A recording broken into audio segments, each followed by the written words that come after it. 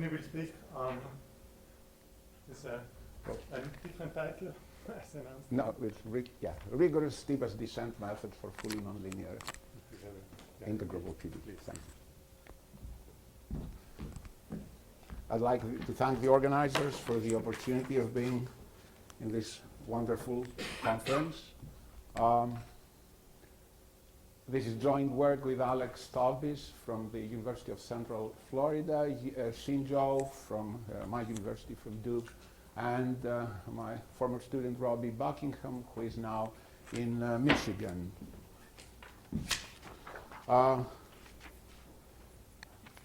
Before I go into details, and let me apologize for the unprofessional, some of the unprofessional view of the slides. I changed some things last moment. So the message is this.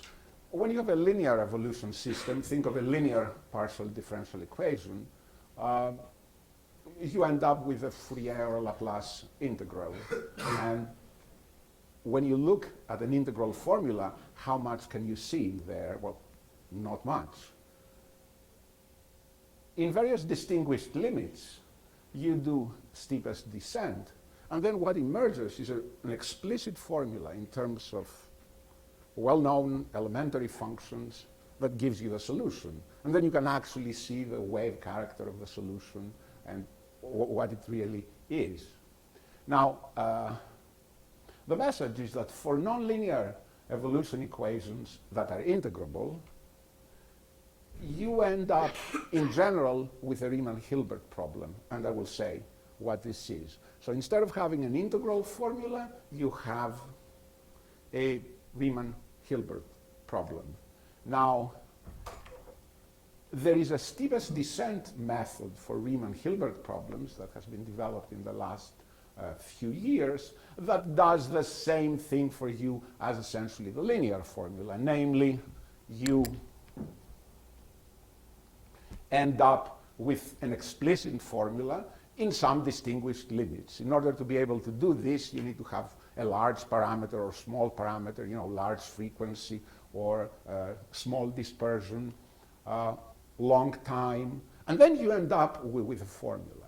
In the nonlinear case, in the linear case, this formula is in terms of exponentials, as one would expect. In the nonlinear case, your formula is built up by elliptic or hyperelliptic functions, which are basically very nice, honest-to-God functions like anything else, although people tend to be less familiar with them. Now, the steepest descent method for Riemann-Hilbert problems, here you start with the problem itself. You reduce the solution to the nonlinear PD to a Riemann-Hilbert problem, and so you don't have an explicit a formula that says, Q of x and t equals. You have the Riemann-Hilbert problem.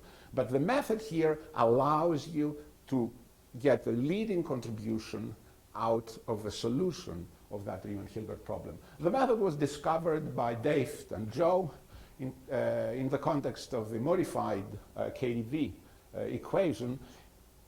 Very much like steepest descent for integrals, this formula had localized contributions, namely, you picked up the leading contribution at various points. So did this method in long time. However, for more complicated distinguished limits like semiclassical or small dispersion types of problems, and I will discuss them, the situation is different. You don't end up with sines, cosines, with a linear kind of oscillatory structures. You end up with fully nonlinear hyperelliptic type of oscillations, and in this case, an extra tool is needed in the steepest descent method, and this is the G function mechanism I'm referring to, and we did this together with Dave and Joe in the context of a small dispersion KdV equation. And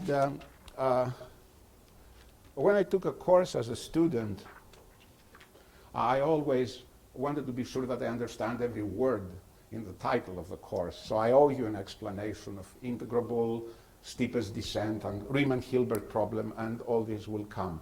Let me first start with the linear problem. I'll take out the word corresponding. It's there because I reversed the change of the sequence of some slides. So suppose that you have the linear, some showing the classical Stephanos descent that goes back to Lord Kelvin. This is the linear Schrödinger equation with this kind of initial data, amplitude phase. The phase is fast, and that is where you see the large parameter is 1 over epsilon. Epsilon goes to 0 here. If you do this by Fourier, you get this formula. As you can see, integration of y simply takes the Fourier transform of the initial data. There is the minus ky. And as a matter of fact, my Fourier variable is not k. The Fourier variable is k over epsilon. That's why you see dk and an epsilon out there. Then one multiplies by the Fourier the Fourier propagator, as one takes Fourier transforms, and then one does the inverse Fourier transform. So this is the standard formula for Q. Now the Stephanos descent or stationary point or saddle point method, the leading contribution arises from the neighborhood where the exponent in the integral as a function of the integration variables y and k has stationary point. And the reason is either you attain a maximum there, or that's the point of least oscillation, and the solution, the waveform cancels everywhere else. So the contribution there is given by an expression like this. Stars give the values of these quantities at the stationary point. So the contribution from a particular stationary point is this. This determinant h is the absolute value of the Hessian of this expression. And as you can see immediately what the contribution of this thing here. It is, well, e to the I epsilon times minus k star x minus, actually plus k star x minus k star squared over 2t. So it is a plane wave. And this plane wave has the phase changes slowly, and also the wave number changes, this k star, obviously by maximizing here, the k star is a function of, and the y star are functions of x and t. So what happens to the solution as a whole? It's the sum of n such waves. We call such a wave, where the characteristics vary over a longer scale, modulated waves. So this is a modulated wave, and the y is the sum of a number of these modulated waves, each picked by some stationary point. And what are the caustics, well-known caustics? They are lines on the xt plane where some new oscillatory phase comes into the picture. So essentially that means that the number of modulated waves you're having there has a jump. So it's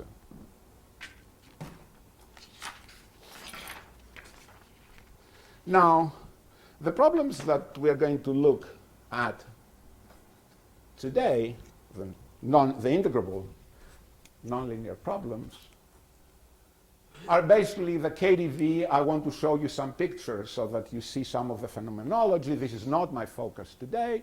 The focus is the focusing cubic Schrödinger equation. So it's what you saw before with the cubic term, same kind of initial data. Most of the things I'll show will depend on a variety of A and S. Our initial work was for a very particular A and S, but we have generalized this in the process. So starting with some phenomenology, I'll basically show you phenomena that you already saw in the beautiful talk of Tamara Grava. You have the KDV equation. I have a different sign here. The blue line is initial data, and the green line is what happens after some time. These are 4-time instances. As you see in the beginning, this term does not matter because epsilon is small. The waveform starts, well, the initial data. The data start tilting as you go close to infinite slopes. That the dominant balance here changes, and all three terms contribute. You have the full KdV and oscillations. This picture corresponds to a situation where, as one says in the theory, you have pure reflection and no solitons. If you look at the soliton picture, which comes up when you have negative initial data, you have pretty much the similar kind of phenomena, and again you see the oscillations here. Something that was true previously, and is true in this picture too. These are not sinusoidal oscillations. These are fully nonlinear conoidal oscillations. As you can see, you're more spiky here than over there, and that was true for the previous picture as well.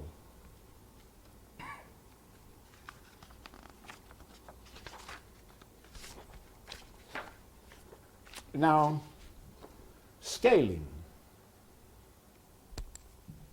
As epsilon goes to 0, you see I'm taking two different values of epsilon. The envelopes in the profile remain the same. So the limit epsilon going to 0 with respect to the envelope is fine, it exists. Over here, the oscillations just become, having a higher frequency. The limit is weak.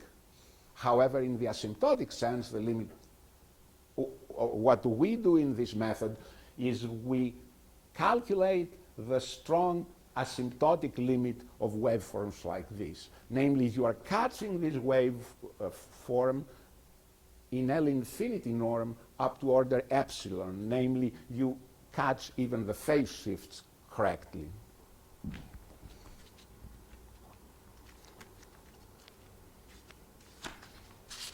You can take these pictures and place them in, do a 3D picture. What you're seeing here is a 3D figure of the first pictures you saw, and this is the second one. As you can see, the front starts steepening until the oscillatory structure arises. This is the XT plane, and so you are forming a wedge in here. In that region, you have an oscillatory structure that you don't have over there. In the previous language, n would be 0 over here, n would be 1 over there. And you see a similar case in the soliton structure. As I said, I'm not so much concerned about KdV today, but about NLS. And this is numerics for NLS done by David Kai. And let's look a little bit closer to this phenomena. What I want to stress is that these pictures are very hard to get, and with this, we hope now, I've been speaking with Christian Klein, and it's possible now, after speaking with him and hearing his talk, it's possible to make numerics that are extremely good. This is the only ones we've had so far, and these are not for data that we have analyzed, but they give you a gist of what is happening. And here's what is happening. You go nicely. What you're seeing here is the absolute value of Q, the unknown. And then at that point, bang, there is this breaking occurs. It's, as you can see, very, very oscillatory. And then you proceed with a certain oscillatory structure. At some point, bang, there's a second break, and then even more complicated structure emerges. As it turns out, what changes here, these hyperelliptic functions, as you keep breaking, become more complicated. The genus, there's a Riemann surface underlying the solutions, and the genus of the Riemann surface is going up. Now, I'll show you some other pictures later where the importance of a certain phase function h will appear in the spectral z-plane. I keep hitting you with things without saying what they are. Spectral with respect to what? But it's going to come. So the mean amplitude, the frequencies, the wave numbers, all the structure essentially is calculated from that function h. When you see h, you know it's an important thing. If you put it together globally, even the phase shifts would come out of h. Let me give a small view of our results. These are older results, but it's and they refer to initial data where the amplitude is a set and the phase is the derivative of the phase is a hyperbolic tangent. With a certain coefficient mu, you'll see a coefficient mu here that is up in the phase. So the phase, the initial data here is such x times e to the I over epsilon mu times a hyperbolic tangent of x with a minus in front. So the genus of the solution, you understand by genus is the underlying hyperelliptic function, is 0 below the breaking curve. And what do I mean by breaking curve? I mean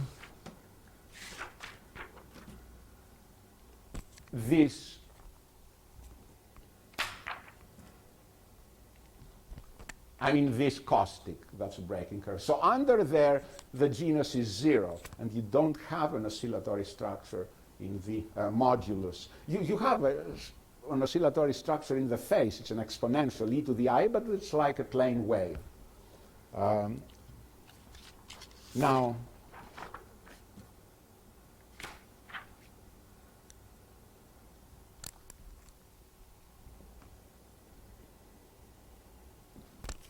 so the genus early on, as a matter of fact, you know, this is an important slide, so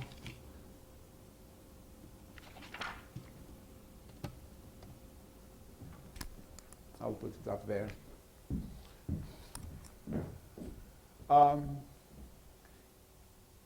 In the pure radiation case, and let us forget about solid and pure radiation. Whatever I'll do for this talk will be pure radiation. We have results with solitons, but I prefer to make things clear in one case. So for our initial data, we prove the existence of this, of a breaking. We prove that first we prove the existence and we calculate that breaking curve asymptotically. So the breaking curve is this T0 of x, and we have asymptotics as x goes to infinity and asymptotics as x goes to 0. Now, in the solidon case, again, you do have some second break. In the pure radiation case, where I want to mostly talk about today, we actually prove that you don't have a second break, and therefore we have global existence. Now, in the genus 0 case, the solution is controlled by some point alpha 0. And this point alpha 0, there will be more points like this later, are very important for the theory.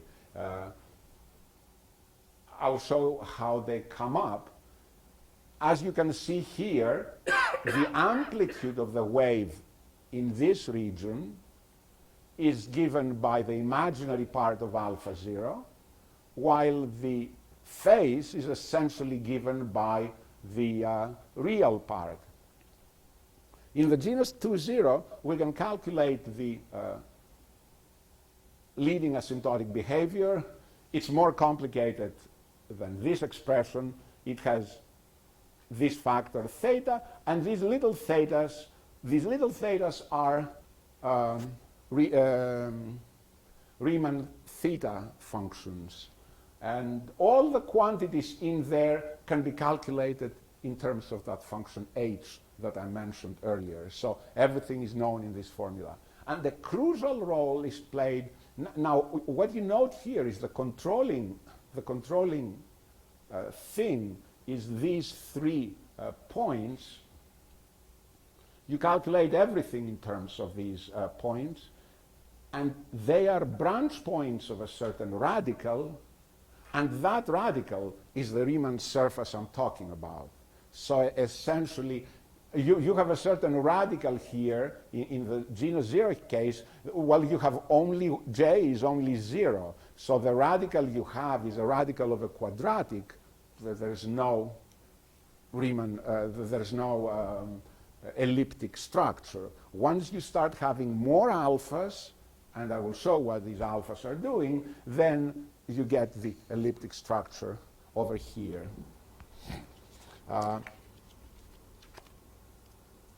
People have associated periodic and or let me say periodic or quasi-periodic behavior solutions of NLS with a radical. In here, we are not anticipating the oscillations and placing in the radical in sort of some artificial way. The radical just pops out by itself in the solution process. So how does one get these alphas? There's a set. We get a set of transcendental equations. The solvability of this, of the system of these equations has been an issue for many, many years. In the earlier days of the theory, they came up as partial differential equations, and Tamara Grava, who is here, has done very nice work on these equations. In this theory, they come up as a transcendental system of equations. So in a way, it's already the integrated system of PDE. And let me emphasize what I said earlier. The accuracy is this, namely in L infinity.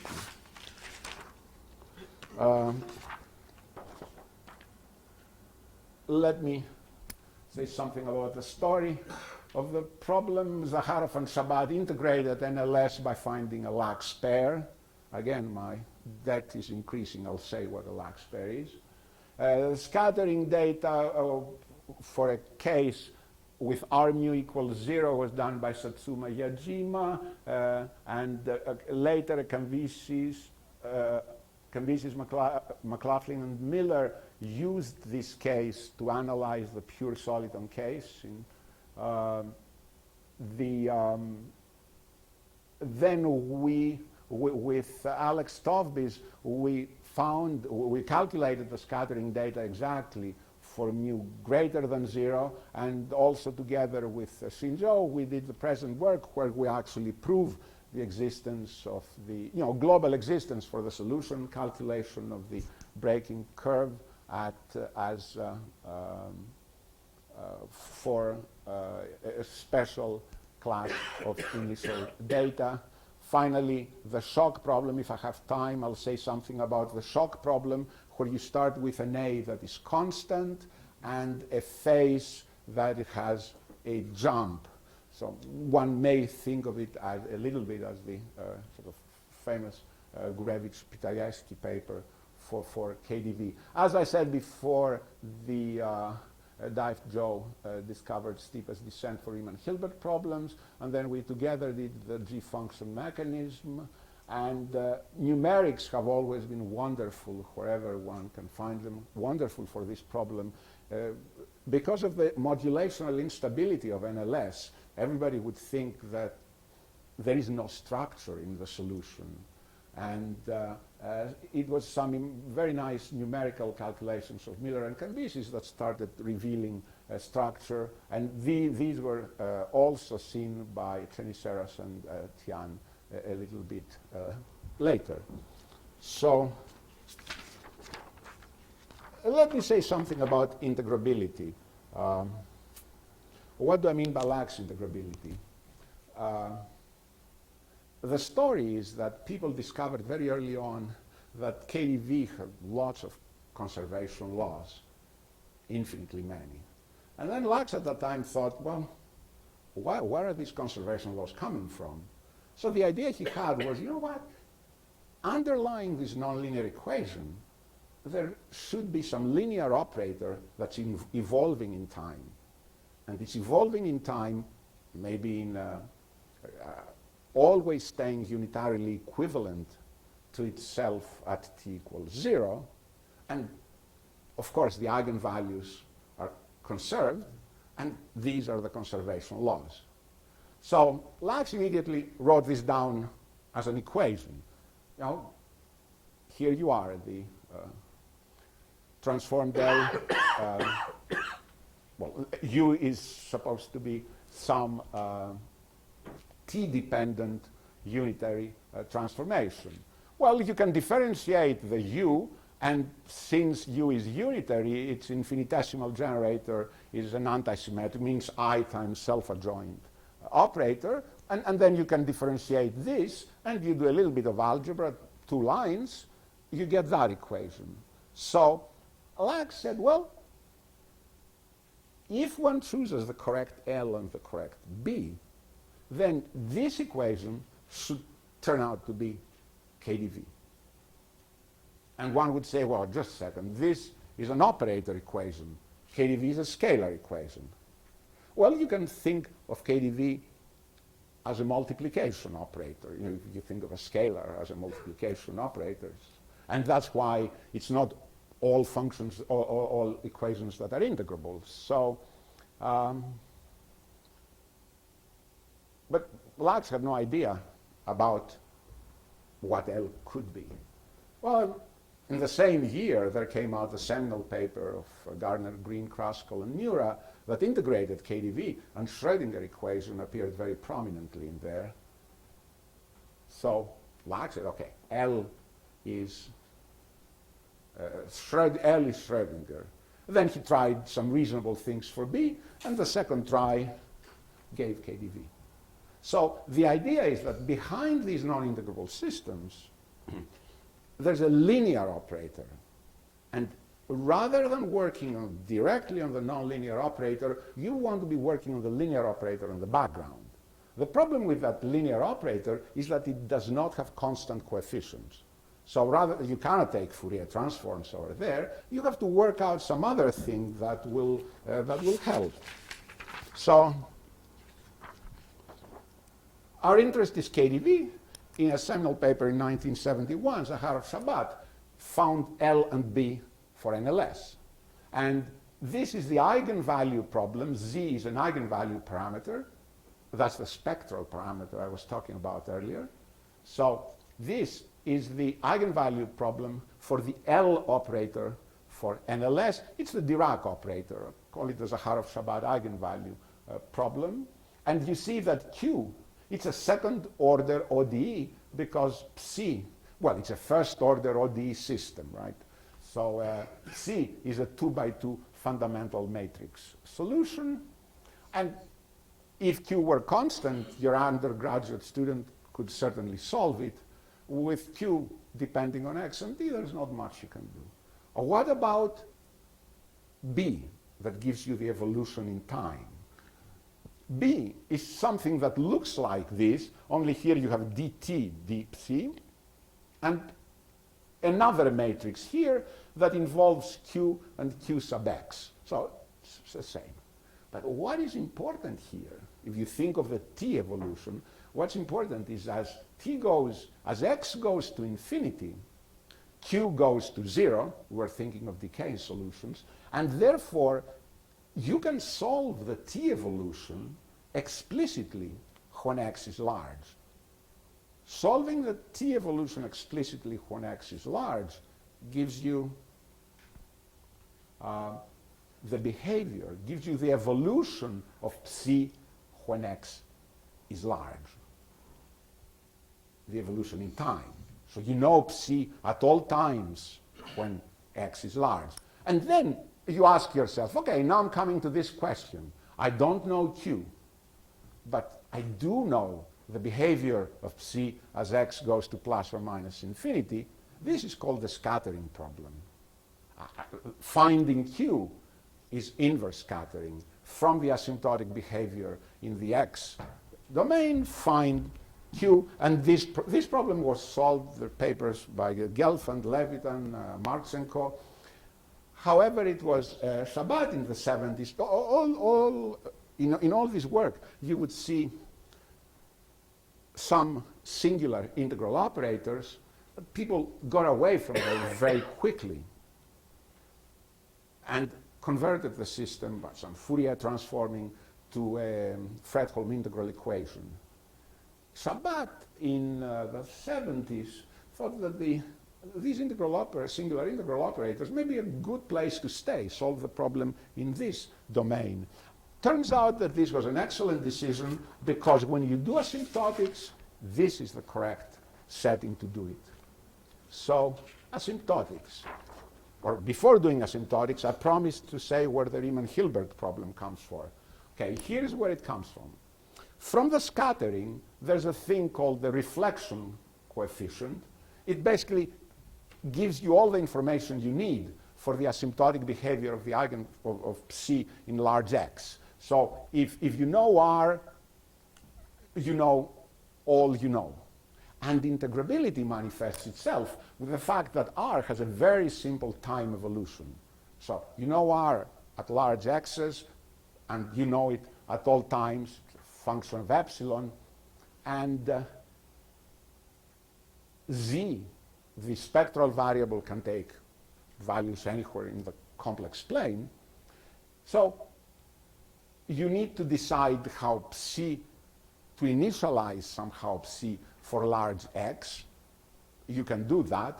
And then, as it turns out, you have psi in the upper half plane and psi in the lower Z half plane.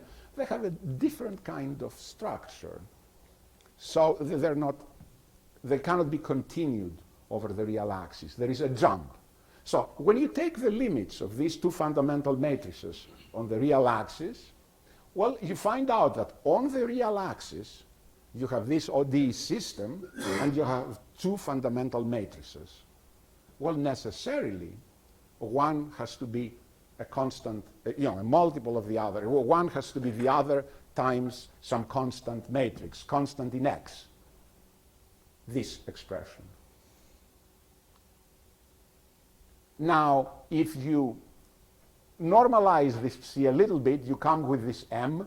Your psi is very oscillatory as Z goes to infinity. You normalize it with some exponentials, and then you bring in this M, and that converts the system, that removes that tilde, and it adds X. I should have X in here too, in a very non-essential way. So basically, that relation you can turn around and say, okay, M, namely essentially my eigenfunction psi, is unknown.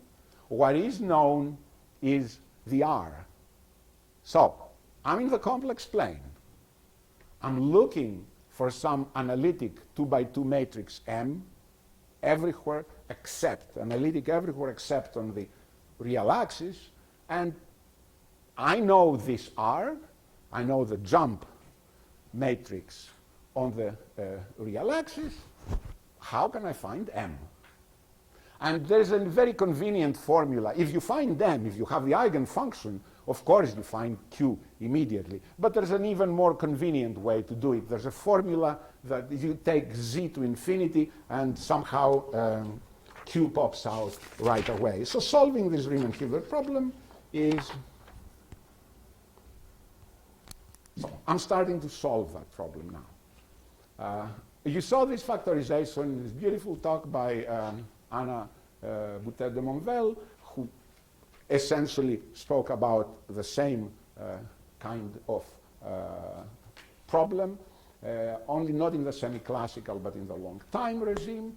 You start by factoring this matrix. Now, when you do integrals in the complex plane, the game is deformation.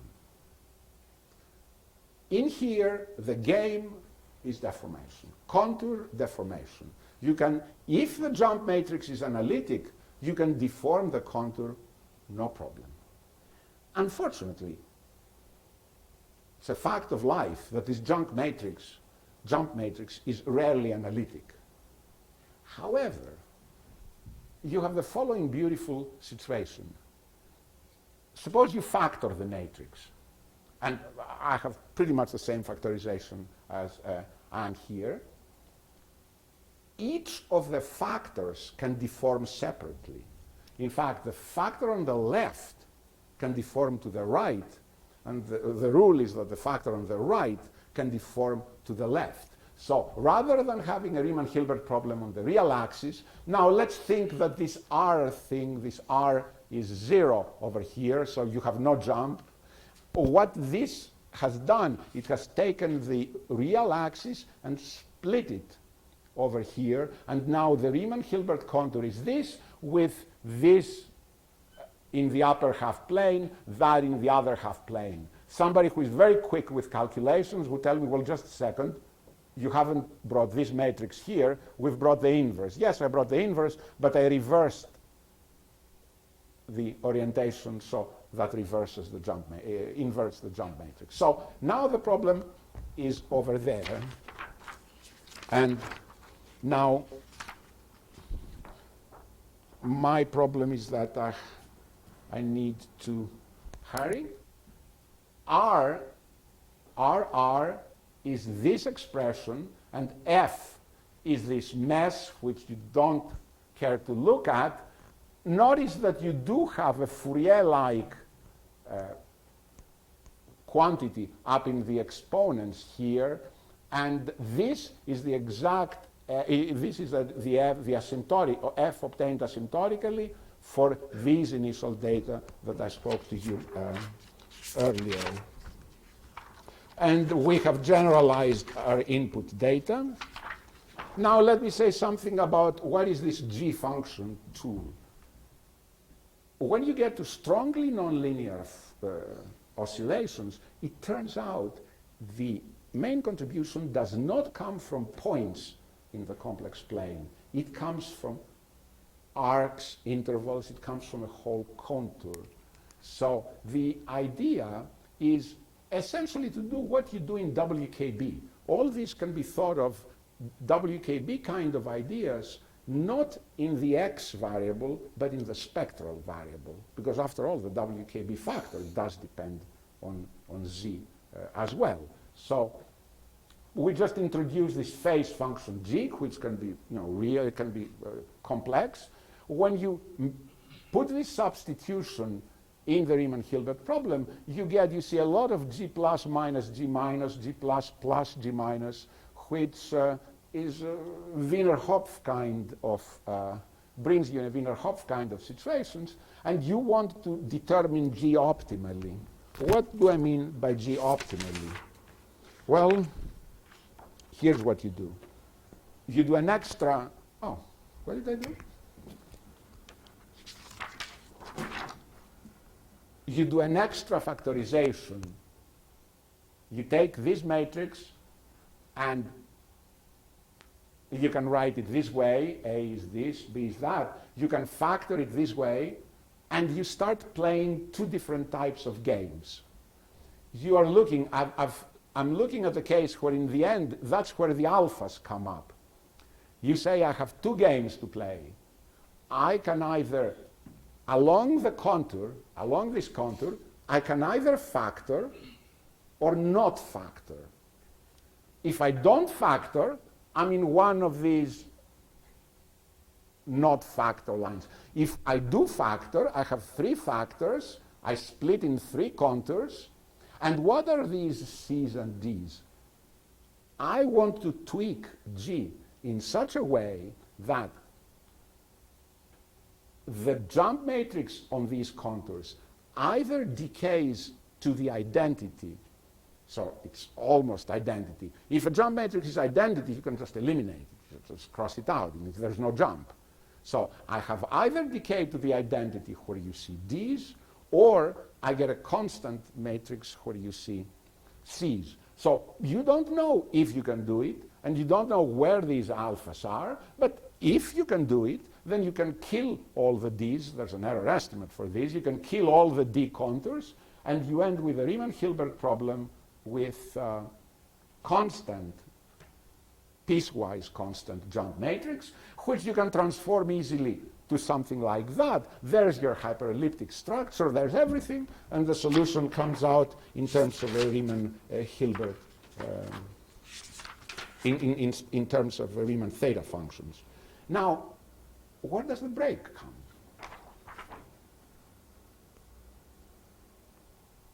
Here's the break. Conditions that we have for the problem require a certain sign structure. Our contour is this, black and green.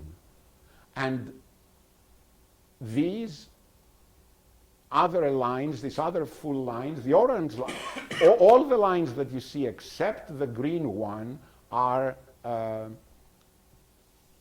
zero-level sets of imaginary h. So that imaginary h comes from the requirements on this g function that I want to skip over. But see what happens. Before the break, you have you have minuses, pluses. The requirement is that the black curve is rigid and in minuses, while the green curve, where you have not factored, it swims in pluses. Here's the break. These orange curves move, they come together, and they block this passage. Once this passage is blocked, the only thing you can do is to do something called, like surgery, I guess, in topology, where you put in another a pair alpha 2 alpha 4, and you create that passage. I will finish, and these things can be done explicitly. Let me finish with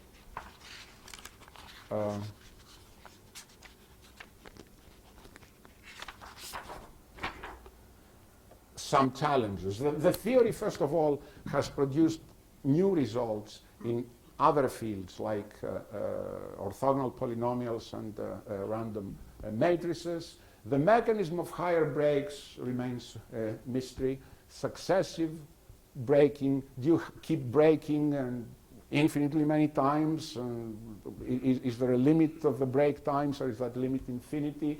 Non-analytic initial data that don't allow you to go out in the complex plane. Further connections with orthogonal polynomial theory or random matrix theory and other problems. And of course, something that we always said we have to come back to that, and we heard something very interesting from Tamara, is what's happening exactly at that point. The beauty of that method is you can look at x and t anywhere you like without having to go past the past. And looking through the Riemann-Hilbert problem technique over here is certainly one of the things that one needs to put in there. Thank you.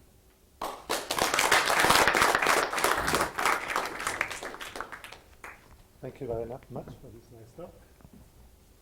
We have time for at most one question. No?